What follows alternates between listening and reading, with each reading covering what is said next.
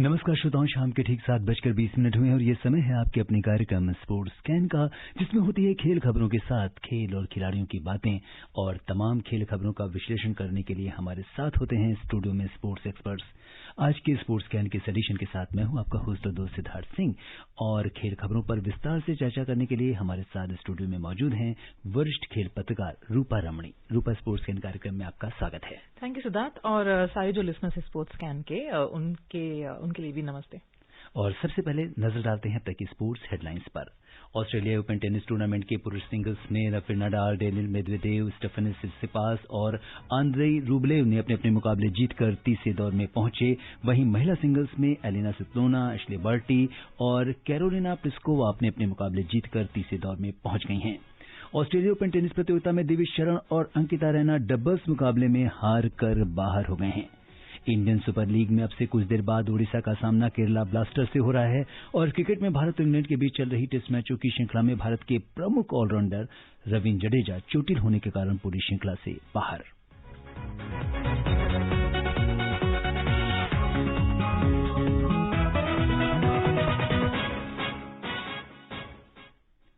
और श्रोताओं, सबसे पहले बात करते हैं साल के पहले ग्रैंड स्लैम ऑस्ट्रेलियन ओपन की। आज दूसरे दौर के मुकाबलों में क्या कुछ रहा खास, आइए जानते हैं हमारी सहयोगी नईम की इस रिपोर्ट में।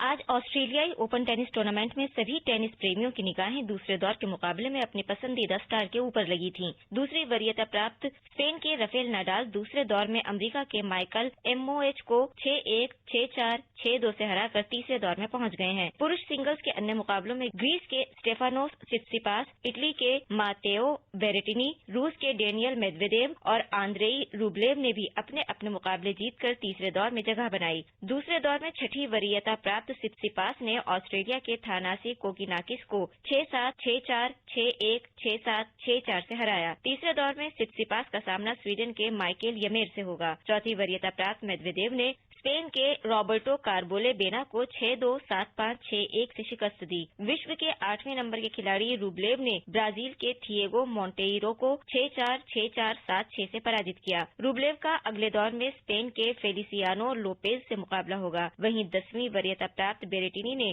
चेक गणराज्य के तोमास मचाक को 6-3, 6-2, 4-6, 6-3 से हराया। तीसरे दौर में बेरेटिनी रूस के कारेन काचानोव के साथ खेलेंगे। महिला सिंगल्स में एश्ले बार्टी, एलिना स्वितोलिना और कैरोलिना प्लिस्कोवा अपने अपने मुकाबले जीतकर तीसरे दौर में पहुंच गई हैं। दूसरे दौर में शीर्ष वरीयता प्राप्त ऑस्ट्रेलिया की बार्टी ने अपने ही देश की दरिया गवरिलोवा को 6-1, 7-6 से, जबकि यूक्रेन की एलिना स्वितोलिना ने अमेरिका की कोको गोफ को 6-4, 6-3 से हराकर तीसरे दौर में जगह बनाई। छठी वरीयता प्राप्त चेक गणराज्य की कैरोलिना प्लिस्कोवा ने अमेरिका की डेनियल रोज कोलेंस को 7-5, 6-2 से पराजित किया। Naeem Akhtar, sports scan.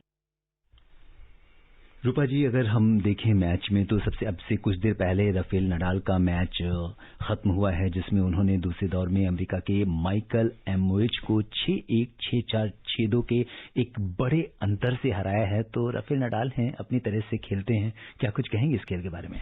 जी, ऑब्वियसली काफी थोड़ा कंसर्न्स जरूर थे इस ग्रैंड स्लैम के पहले, क्योंकि पिछले ही एटीपी इवेंट में उनका एक बैक स्पैस्म था। वो एक एटीपी इवेंट से पुल आउट किए थे, तो बहुत लोगों को शायद कंसर्न्स, खास करके नडाल के फैंस को शायद बहुत कंसर्न्स जरूर रही होंगी कि वो कैसे वो क्या ग्रैंड स्लैम खेल पाएंगे, कैसे परफॉर्म करेंगे अगर वो शामिल हो। तो आई थिंक ये एक रिसाउंडिंग जो विक्ट्री के तौर पर उन्होंने जो अनाउंस किया है कि ऑफ कोर्स इंजरी कंसर्न्स तो कुछ नहीं है, एंड एक बड़ी गैप के बाद जो ग्रैंड स्लैम खेली जा रही है यहाँ पे ऑस्ट्रेलिया में, उसके लिए वो बिल्कुल तैयार है। और ये मैच में भी काफी इंटरेस्टिंग बात ये जरूर हुआ कि एक बहुत बड़ा डिस्टर्बेंस भी हुआ था। एक फैन बीच में आ गई थी और काफी देर तक मैच रुक गया था और उनको खेलने नहीं दिए। नडाल के खिलाफ काफी कुछ बोल रही थी, तो एक नॉर्मल खिलाड़ी शायद रैटल हो जाते थे, शायद उनको थोड़ा वो मोमेंटम शायद वो चला गया होता एक नॉर्मल खिलाड़ी को, बट नॉट राफेल नडाल। जी, नडाल हैं, उनको इस तरह की, और जब इतना बड़ा खिलाड़ी अगर वो कोर्ट में होता है तो इस तरह की चीजें अक्सर पहले भी देखी जाती रही हैं, लेकिन क्योंकि वो अपने कंसंट्रेशन के लिए इतने बड़े कद के खिलाड़ी हैं कि इन चीजों से वो प्रभावित नहीं होते। और अगर दूसरे मैचेस की अगर हम बात करें और सिसिपास की बात करते हैं, जिन्होंने थानासी कोकिनाकिस को, ऑस्ट्रेलिया को, बड़ा रोमांचक मैच रहा है, 6-7, 6-4, 6-1, 6-7, 6-4। अगर देखेंगे तो बिल्कुल मतलब अभी वो काफी इंटरेस्टिंग मैच ये रहा सिसिपास के लिए। जी बिल्कुल, ये आई थिंक अब तक इस हफ्ते में सबसे इंटरेस्टिंग मैच और सबसे लंबा मैच जरूर रहा है। 4 घंटे आई थिंक ये चला। बहुत ही इंटेंस कॉन्टेस्ट, बहुत ही इंटरेस्टिंग कॉन्टेस्ट था, क्योंकि कोकिनाकिस उनको पहले सेट जीतने के बाद ऐसे लगा कि शायद वो कॉन्टेस्ट के बाहर हो गए थे, बिकॉज सेकंड और थर्ड सेट वो गवा दिए।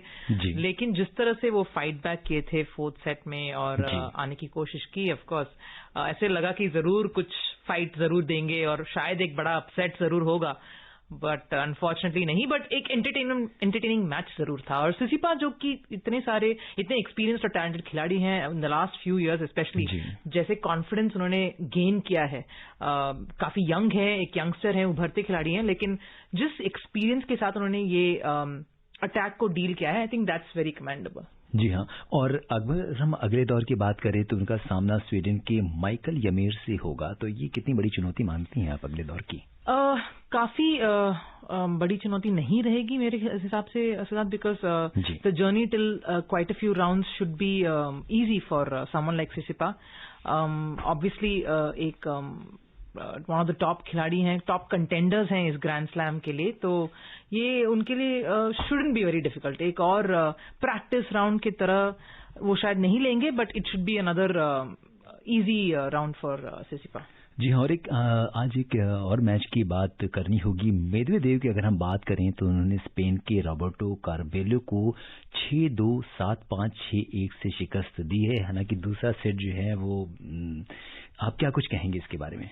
जी, Medvedev again a very very top contender हैं इस ग्रैंड स्लैम के लिए। अगेन उनको उसी थीम, उनके लीग में माना जाते हैं, of course contender to the throne, जो कि हम फ्यूचर के बारे में जब बात करते हैं, नडाल, फेडरर, जोकोविच के बाद अगर हम नेक्स्ट जेन की बात करते हैं तो Medvedev is one of them who appears in that grand slam final, I mean season ending finals खेल चुके हैं, ग्रैंड स्लैम के टॉप 4 में आ चुके हैं, काफी एक एक्सपीरियंस खिलाड़ी हैं, तो इनके लिए again a very very easy straight set win. काफी उम्मीदें हैं उनसे भी इस पर्टिकुलर ग्रैंड स्लैम से। सो सरप्राइजिंग जीत नहीं थी, शायद 1-2 गेम्स एक्स्ट्रा दिए होंगे सेकंड सेट में, लेकिन quite a convincing win score line के हिसाब से तो। जी हाँ, और अगर हम बात करें 8वें नंबर के खिलाड़ी रूबलेव ने, जिन्होंने ब्राजील के थिएगो मोंटेiro को 6-4, 6-4 और 7-6 से आज पराजित किया है। अब रूबलेव का अगले दौर में स्पेन के फेलिसियानो लोपेज से मुकाबला होगा, और ये भी मुकाबला बड़ा, चूंकि दूसरा राउंड है, तो विश्व के हम कोशिश कर रहे हैं कि जो भी प्रमुख खिलाड़ी हैं टेनिस के, उनके जो राउंड्स हैं उनको हम जरूर उस पर चर्चा करें। जी, लोपेज अगेन बहुत ही एक्सपीरियंस्ड और इतने वरिष्ठ खिलाड़ी हैं, बहुत सालों से खेले आए हैं सर्किट पे, तो and so to Rublev. But अगर ये कॉन्टेस्ट के बारे में अगर आप पूछेंगे मुझे, तो मैं शायद लोपेज की तरफ थोड़ा इशारा जरूर दूंगी, क्योंकि I think more than youth और मोर देन दैट, जो एक्सपीरियंस जिसे हम देते हैं, शायद एक एडवांटेज और एज देते हैं एक कॉन्टेस्ट में, उनको शायद मैं लोपेज को दूंगी, क्योंकि specially in these conditions clay में शायद वो ज्यादा बेहतर माने जाते हैं। फ्रेंच ओपन में शायद वो और बेहतरीन परफॉर्मेंस देते हैं, लेकिन शायद हार्ड कोर्ट्स जैसे कि ऑस्ट्रेलियन ओपन के हार्ड सरफेस में भी काफी एक इंटिमिडेटिंग अपोनेंट जरूर है। बिल्कुल, अगर हम महिला सिंगल्स की बात करें तो एशले बार्टी ने जिस तरह से अपने ही देश की दरिया गवरिलोवा को 6-1, 7-6 से हराया है आज, और वो अगले दौर में उन्होंने जगह बना दी है। जी, काफी एक टाइट कॉन्टेस्ट था, स्कोर लाइन शायद उतना नहीं दिलवाता है, लेकिन एक टाइट कॉन्टेस्ट था, और काफी 1-2 कंसर्न जरूर थे इसमें, क्योंकि एक तो उन्होंने खुद एडमिट किया प्रेस कॉन्फ्रेंस के बाद कि 12 महीने के बाद खेलने जब वो आई, तो obviously it's not a very easy challenge for her.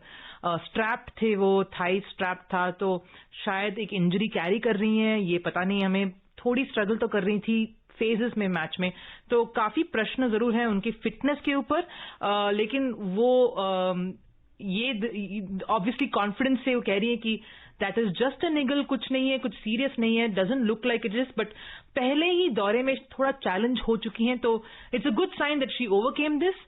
शायद यहां से the journey is just up, but ये अगेन बहुत ही इंपॉर्टेंट ग्रैंड स्लैम है, होम लोकल स्टार है, नंबर 1 खिलाड़ी हैं, तो ऑब्वियसली बहुत बहुत प्रेशर और उम्मीद जरूर है ऐश बार्टी पर. और इसके साथ आज 2 और इम्पोर्टेंट खिलाड़ी थे. इसमें यूक्रेन की एलिना स्वितोलिना की हम बात करेंगे और उसके अलावा चेक गणराज्य की कैरोलिना प्लिस्कोवा. दोनों का ही मैच अगर हम देखें तो 6-4, 6-3 और 7वां 6-2 के अंतर से दोनों ही खिलाड़ी जीते हैं और इन्होंने अगले दौर में प्रवेश किया है. जी, ऑब्वियसली बहुत ही इम्पोर्टेंट खबर ये है कि सोफिया केनिन जो है, जो डिफेंडिंग चैंपियन थी, वो बाहर हो चुकी हैं, and that is disappointment of course for everybody. The fact that एक ऑस्ट्रेलियन ओपन हमेशा ये रेपुटेशन जरूर कैरी करता है कि ये पहला ग्रैंड स्लैम जो है साल का, हमेशा बहुत सारे अपसेट्स जरूर देता है. पहले हफ्ते में बहुत सारे टॉप स्टार्स और टॉप खिलाड़ियों को बहुत ही केयरफुली और कॉशियसली खेलना जरूर पड़ता है. तो that's always the tradition of Australian Open, और ये कंटिन्यू किया है यहाँ पे भी. But this is just the first week. I think अभी और इंटरेस्टिंग बैटल जरूर आएंगे, and that's what I think the Australian Open is known for.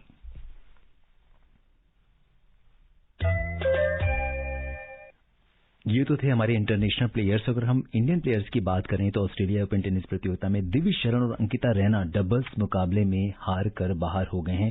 पुरुष डबल्स के पहले दौर में आज दिविज शरण और स्लोवाकिया के इगोर ज़िलेने की जोड़ी को जर्मनी के केविन क्रावित्ज और यानिक हाफमन की जोड़ी ने 6-1, 6-4 से हराया है.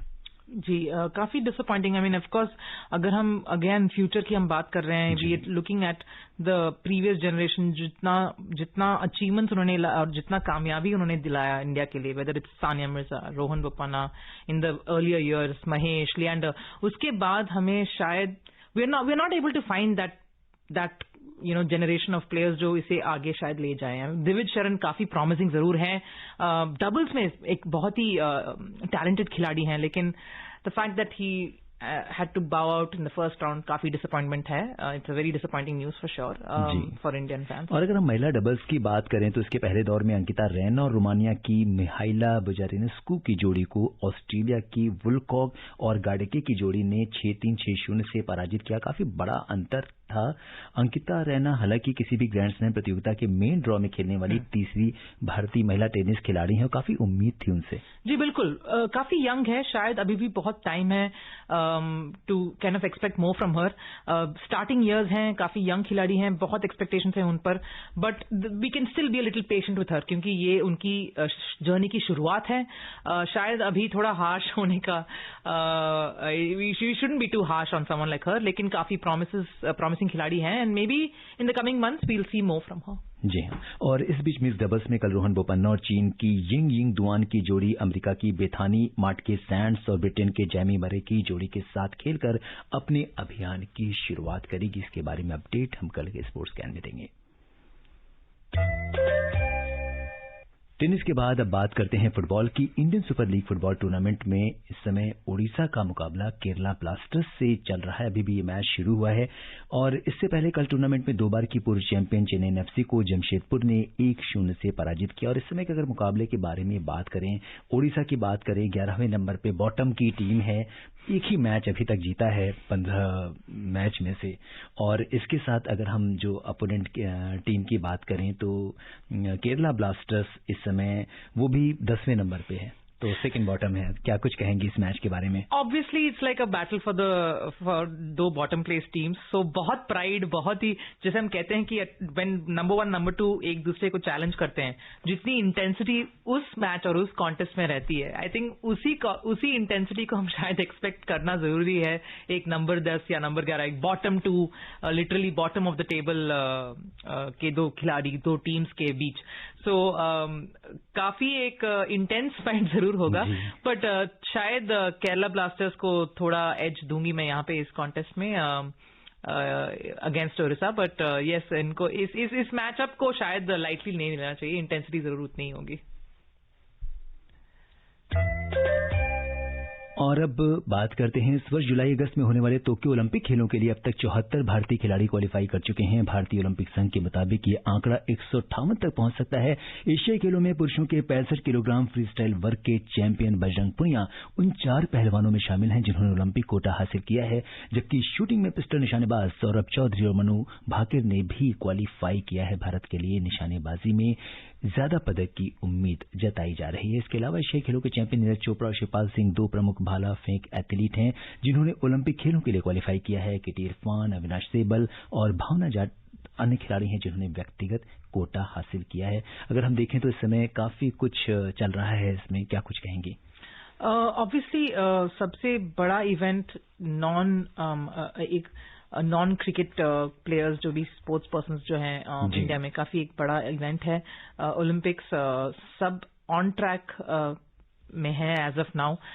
Things should get into motion slowly. Of course पिछले 1-2 महीने से सब प्रैक्टिस करना शुरू कर रहे हैं। सारे जो डिसिप्लिन हैं, वेदर इट्स रेसलिंग, आर्चरी, अपने अपने प्रैक्टिसेस शुरू कर चुके हैं। तो ऑब्वियसली सारा जो अटेंशन और सारा स्क्रूटनी जो होगा इन दीज खिलाड़ियों पर होगा। तो ऑब्वियसली बहुत एक्सपेक्टेशंस हैं। और अगर मुक्केबाजी की बात करें तो 6 बार की विश्व चैंपियन एमसी मेरीकॉम सहित 6 मुक्केबाज पुरुष और महिला हॉकी टीमें भी इसके अलावा 23 जुलाई से शुरू होने वाले टोक्यो ओलंपिक में हिस्सा लेने वाले हैं। तो इस पर भी हमारी नजर बनी रहेगी। बढ़ते हैं अगली खबर की ओर। भारत और इंग्लैंड के बीच शनिवार से दूसरा टेस्ट मैच चेन्नई के एमए चिदम्बरम स्टेडियम में खेला जाएगा। दूसरे मैच में भारत के प्रमुख ऑलराउंडर जो रविंद्र जडेजा हैं, वो अंगूठे की चोट के कारण पूरी श्रृंखला से बाहर हो गए हैं। आइए जानते हैं हमारे सहयोगी अथर की इस रिपोर्ट में। पहले टेस्ट में मिली हार के बाद टीम इंडिया जहां एक ओर पूरी तैयारी के साथ वापसी का प्रयास कर रही है, वहीं दूसरे टेस्ट मैच से पहले टीम इंडिया को एक और बड़ा झटका लगा है। टीम के प्रमुख ऑलराउंडर रविंद्र जडेजा अंगूठे की चोट के कारण पूरी श्रृंखला से बाहर हो गए हैं। जडेजा को ये चोट ऑस्ट्रेलिया के साथ सिडनी टेस्ट मैच के दौरान लगी थी। वो चेन्नई में खेले गए पहले टेस्ट मैच में भी टीम का हिस्सा नहीं थे। ऐसी उम्मीद की जा रही थी कि जडेजा सीरीज के आखिरी 2 टेस्ट मैच खेलने के लिए फिट हो जाएंगे, लेकिन उनकी चोट अभी भी पूरी तरह से ठीक नहीं हुई है, जिसके कारण वो सीरीज से बाहर हो गए हैं। इस बीच भारतीय ऑलराउंडर अक्षर पटेल ने इंग्लैंड के खिलाफ होने वाले दूसरे टेस्ट मैच से पहले ट्रेनिंग शुरू कर दी है। घुटने में चोट की वजह से वे पहले टेस्ट मैच में नहीं खेल पाए थे। अक्षर ने अभी तक टेस्ट डेब्यू नहीं किया है। उन्हें चोटिल रविंद्र जडेजा की जगह टीम में शामिल किया गया था। इंग्लैंड के तेज गेंदबाज जेम्स एंडरसन भारत के खिलाफ दूसरे टेस्ट से बाहर हो सकते हैं। पहले मैच से बाहर ऑलराउंडर मोइन अली को दूसरे मैच में मौका मिल सकता है। Athar Saeed, sports cat. जी हाँ रूपा, अगर हम देखें तो दूसरे टेस्ट मैच में अब शुरू होने वाला है। क्या कुछ कहेंगी किस तरह से टीम इंडिया कमबैक करने वाली है? ऑब्वियसली ये बहुत ही इंपॉर्टेंट टेस्ट है Siddharth for the Indian team, क्योंकि ऑन एट स्टेक सिर्फ ये सीरीज का लेवल होना या फिर ये सीरीज में कमबैक करने का नहीं है, but obviously test championship, the bigger goal, the bigger जो फाइनल के लिए हमें we need a big like a decent enough margin to win. So वो भी होगा of course somewhere at the back of Virat's head and of course the team management. एक good news ये है कि ऑफ कोर्स अक्षर पटेल जो इंजरी एक निगल की वजह से पहले टेस्ट नहीं खेल पाए, वो शायद वापसी कर रहे हैं। वो नेट्स में दिखे वो प्रैक्टिस करते हुए, तो दैट्स अ गुड साइन, क्योंकि स्पिन डिपार्टमेंट शायद थोड़ा लेट डाउन किया इंडिया को इन द पर्टिकुलर टेस्ट। हालांकि कंडीशंस की वजह से कुछ कह नहीं सकते हैं। Of course it was an even scale. Toss की वजह से अगर इंडिया टॉस जीती होती तो शायद उल्टा ही यही होता और इंडिया शायद जीती होती। तो obviously this way that way हो सकता है, लेकिन काफी बहुत सारे अटेंशन जरूर सेकंड टेस्ट के बैटिंग, इंडियन की बैटिंग पर जरूर होगी। बिल्कुल, और रविंद्र जडेजा जो है एक प्रमुख ऑलराउंडर हैं और उनके इससे जब वो टेस्ट में वापसी नहीं हो रही है उनकी, तो क्या कुछ फर्क पड़ेगा? डेफिनेटली, बिकॉज एक तो ये balance, the entire balance of the team goes out. Of course like for like के लिए उन्होंने वॉशिंगटन सुंदर को जगह दी थी जब रविंद्र जडेजा चोटिल हो गए थे। काफी एक अच्छा और बहुत ही इंप्रेसिव परफॉर्मेंस दिया था उन्होंने ऑस्ट्रेलिया के खिलाफ, और पहले टेस्ट में इंग्लैंड के खिलाफ भी वॉशिंगटन सुंदर ने बैट अपने बल्लेबाजी से बहुत ही इंप्रेसिव स्टार्ट जरूर दी, बट गेंदबाजी में शायद थोड़ा चुके हैं। इनएक्सपीरियंस होता है, खुद के ग्राउंड पे खेलने पर शायद बहुत सारा प्रेशर जरूर महसूस करते हैं। यंग खिलाड़ी हैं, तो ऑब्वियसली उनका एब्सेंस जरूर महसूस होता है, but they need to move ahead and try and level the series. बिल्कुल। और श्रोताओं, अब समय अनुमति नहीं दे रहा कि हम कुछ और खेल खबरों पर चर्चा करें। रूपा, आप हमारे स्टूडियो में आई और तमाम खेल खबरों पर चर्चा करने और विशेषज्ञ राय साझा करने के लिए आपका बहुत बहुत धन्यवाद। Thank you Siddharth. श्रोताओं, स्पोर्ट्स कैन में आज के लिए बस इतना ही। अगर आप इस कार्यक्रम को दोबारा सुनना चाहते हैं तो लॉग ऑन कर सकते हैं हमारी वेबसाइट newsonair.com पर। कल शाम 7:20 पर दोबारा मुलाकात के वायदे के साथ इजाजत दीजिए अपने होस्ट दोस्त सिद्धार्थ सिंह को। तब तक के लिए नमस्कार।